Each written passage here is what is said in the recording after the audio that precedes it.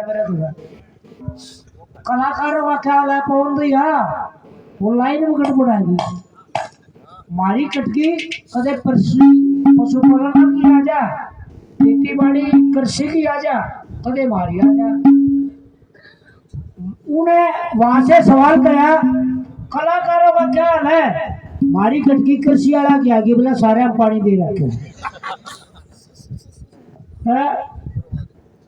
बोला वो रणबीर बड़वासिया था बहुत बढ़िया कलाकार बोला क्या हाल है बोला सूखी तोड़ी को ना खाता खड़बला नहीं पड़ा बोला पहले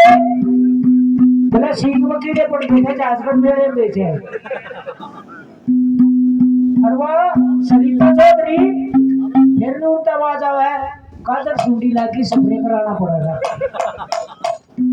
बोला मास्टर सतबीर बोला पानी हो रहा सुधा कराना पड़ेगा अरे बोला पश्चिम मेरा ठीक होगी बोला नहीं होती बाजी की आज तक नहीं बोल बोला काट टिप चढ़ना का डांस तो गाया